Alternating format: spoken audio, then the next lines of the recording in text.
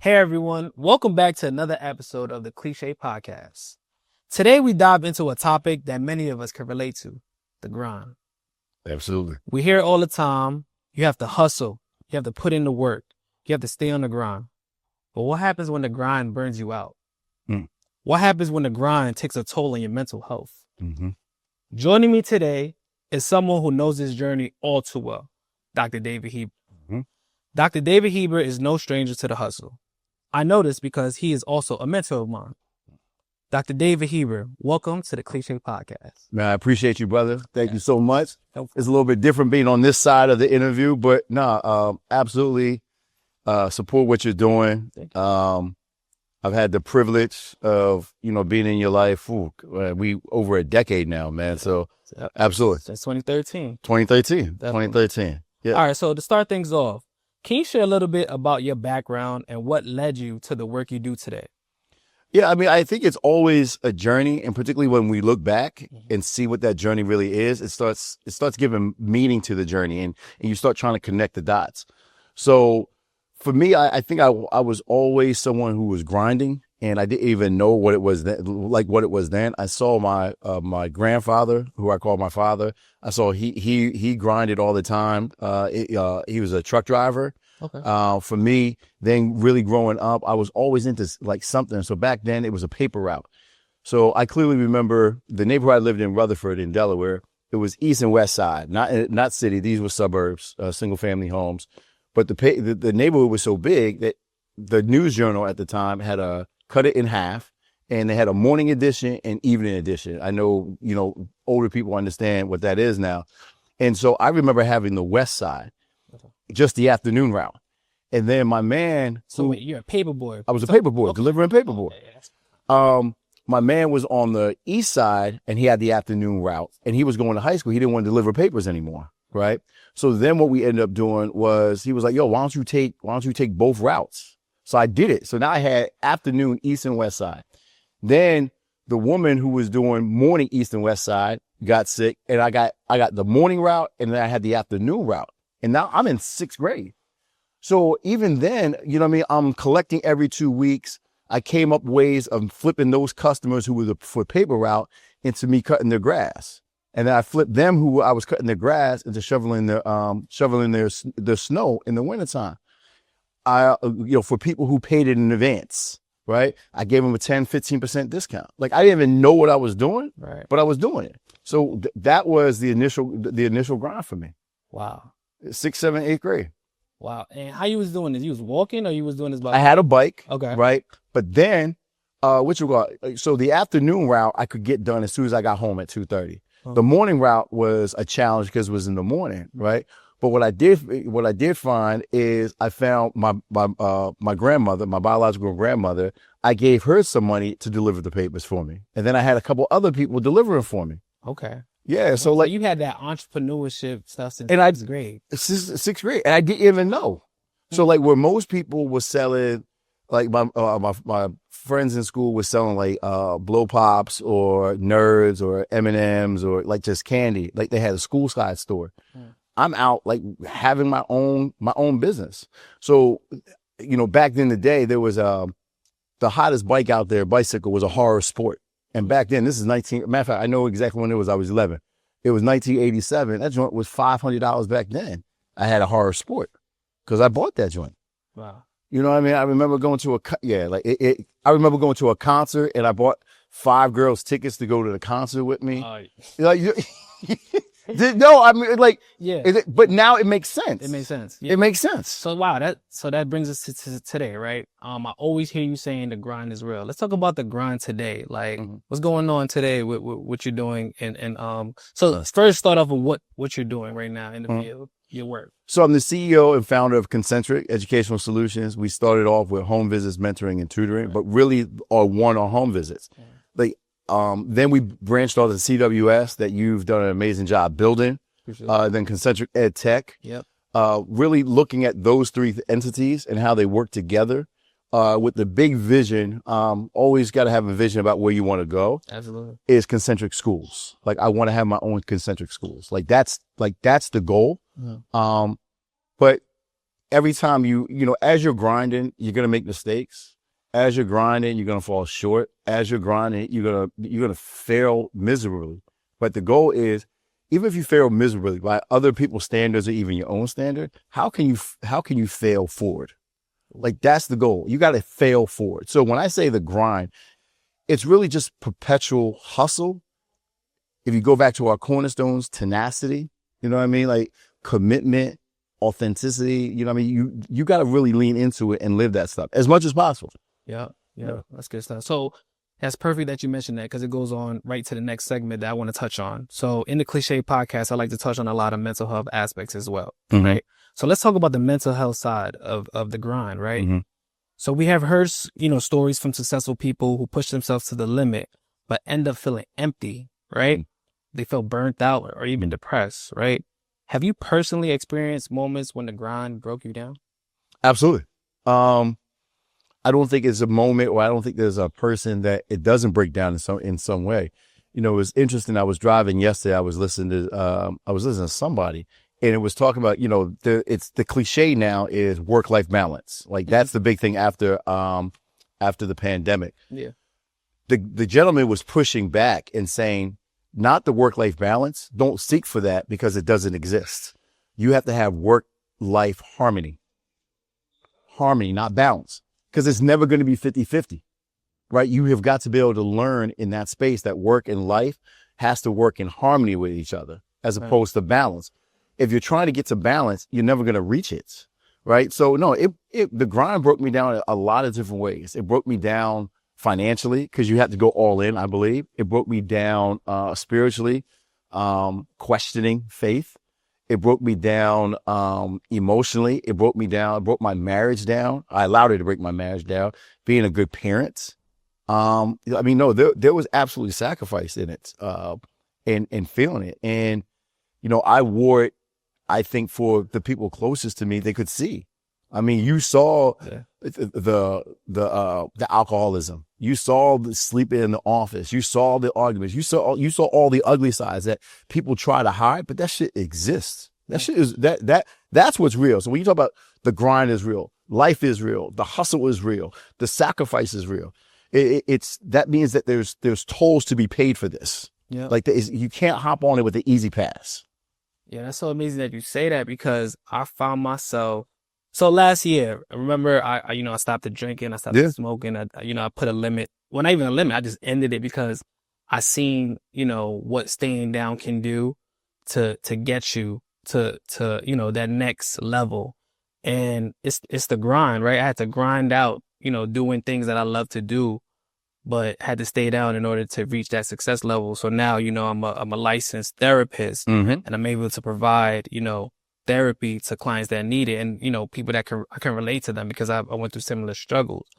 But to go back to that, I wanted to talk about what helped you cope with those things. As a licensed therapist, I talk to a lot of clients, and they can't seem to go through that hump at times, right? They'll break down and they'll stay where they're at and not know how to cope to get through those things that you mentioned. You mentioned your marriage, your alcoholism. So what are some things you do to cope with it? Well, the negative things, I mentioned definitely overindulging, in alcoholism, just not taking care of myself. Those were some of the negative things, man. But I think the positive things that got me through were really through, your belief and faith in me, Dro's faith, Daniel's text messages out of nowhere sometimes. Right. That I had about my kids, DJ Cheyenne, Princeton, this before Nye was born, Jasim, is those moments, those impromptu text messages, or, I remember one time you saying to me when we were really going through our shit, and you were like, big bro. I said, big bro, I know you got it. That. Figure it out. That shit goes a long way, man. And it makes the suffering, because all of it's suffering, right? It makes it worthwhile, right? So what I'm thinking about now, at 49 going into 50, is who's the next people behind me, right? I have more behind me than I have in front of me. and I'm okay with that.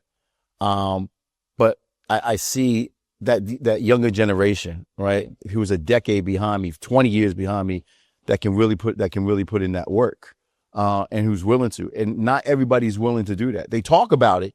They're not. Think about your LBs. No shade to your LBs, my LBs, frat, non-frat, whatever. Everyone talk about some shit, but they're not about that shit. They're not about that shit. That goes back to something I seen on social media.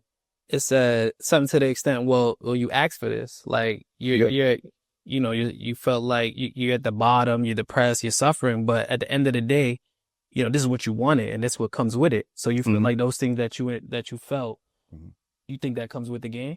Oh, absolutely, man. Like if you go back to The Godfather 2, when Michael Corleone's talking to Hyman Raw, and it was like, this is the life we've chosen, directly or indirectly, and this is kind of what we wished for.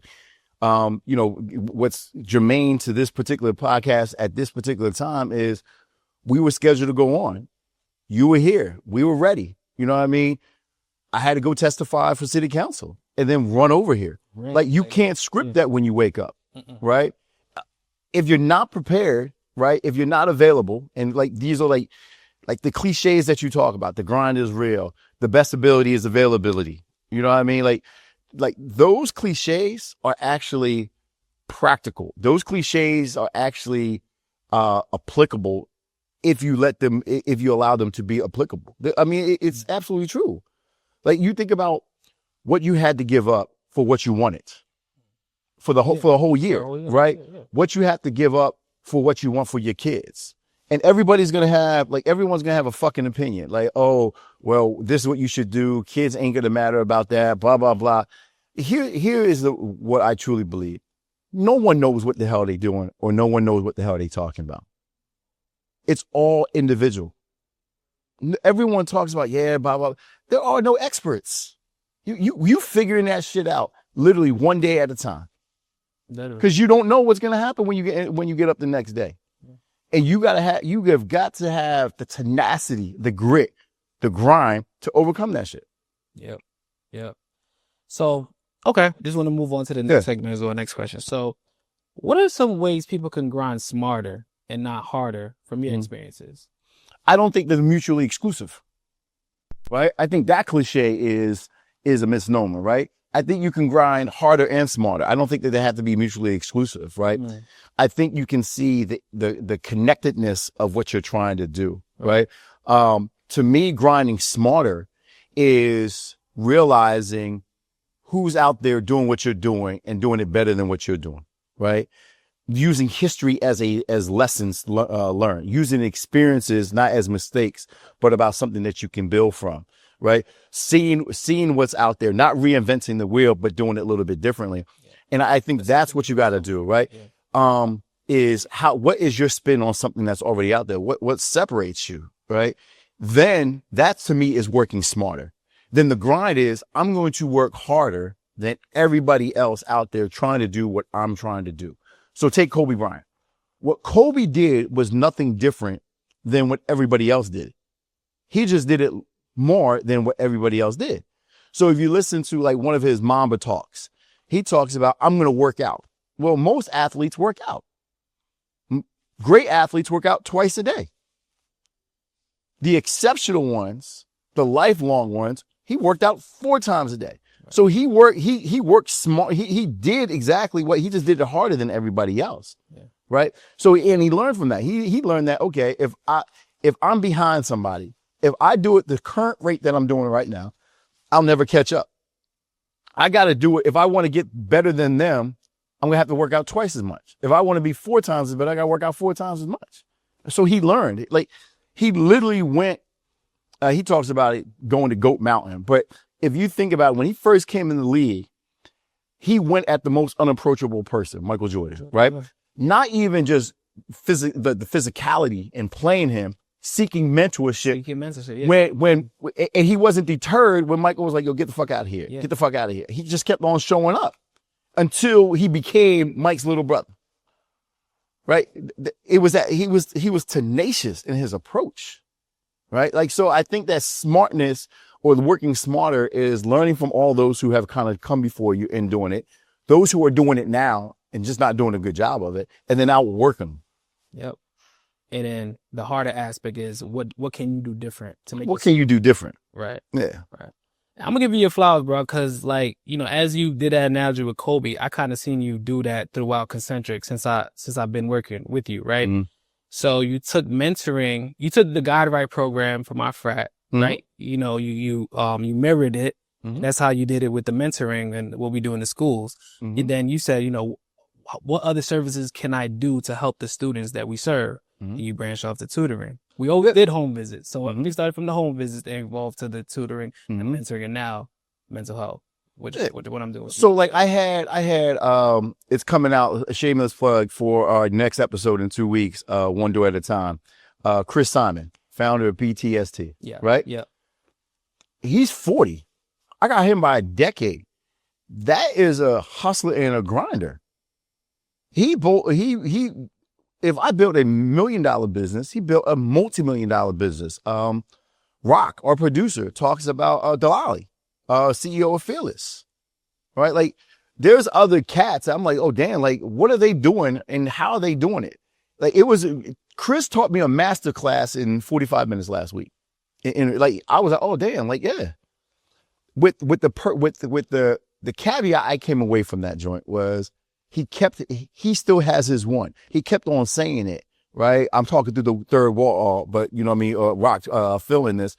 He kept on going back to hell, like Chris, Black Swan is here, all these other things, but BTST is the one. That's the foundation. And never lose sight of the one. So yeah. Nah, that's good stuff. So again, I want to touch on the mental health aspect. I want our viewers to know, like, the grind is real. We know that, but why is self-care important when you're going through the grind? Because I think self-care is important when you're going through the grind, because you got to be rooted in something. You need a North Star.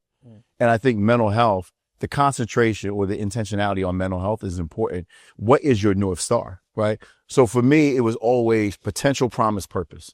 Most people are stuck in potential. That's like what you're good at. The promise is the grind. How hard are you willing to work on your potential? Because we're all good at something. Yeah. And then the purpose changes. It's your North Star.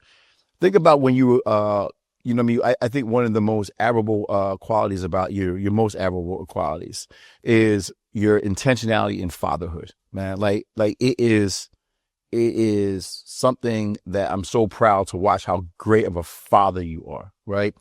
And that's a purpose. Where before you two kids, that shit might have been on a new fit or some buffs or some shit, right? Yeah. It changes, right? That mental health, making sure that aspect comes back to that, right? Like you got to, and I've lost it many times because success or the thought that you've made it to becoming successful can be overwhelming and it can be misleading. Yeah. The mental health aspect just grinds you back to it. Yeah. No, going back to that, it just means to make more money. You know what I mean? I still get my buffs, get my fits, but yeah, I would say that's my North Star, fatherhood. And going back to like work-life balance, I make family time my self-care so I don't miss out on that. You know what I mean? Because literally the grind is real. Like, I will stay up late night. I will sometimes sacrifice my sleep so I'm able to still be there with their family and still get my work done. That's right. Yeah. So going back to sacrifices, it has to be made in order for you to want to do everything you want to do. That's why when I heard harmony, it made so sense, because it's made so much more sense to me, because you're trying to figure out, okay, balance is a 50-50, right? And that's the way that I was looking at it in my mind. To this, it was, okay, no, they got to just work in sync together. And so, the harmony of it is you might be 75% and you're into life. I mean, or you're into your personal life. And then 25% it's work, but it's working in harmony. And then it switches, right? So that is what I'm looking for now. It's like, how can I make it in harmony and not in competition with each other? Where it's the both and not the or. The genius of the and versus the tyranny of the or. Yeah.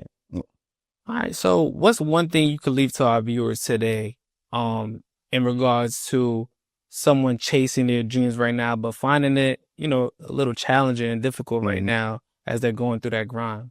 Like, what's some advice you give them? I think what I've learned, and you know, another shout out, shameless plug that we talk about. So this year I'll be dropping a book called The Grind is Real: 10 Principles to Health and Success, right? Or Wealth and Success. I'm sorry. And the thought around that is that you really have to know thyself, right? So what does that mean? So back in the day in ancient Kemet, white folks came and called it Egypt, but ancient Kemet, land of the blacks. Shout out to Link University teaching me that. Yeah. Know thyself is your North Star, and you have to have such a strong conviction in who you are and what you're doing. And the conviction is not arrogance, right? But it's undergirded by your faith that you have in yourself to come through that, right? And you need that refilled every once in a while by certain people, right? So like when you say, big bro, you'll figure it out, right?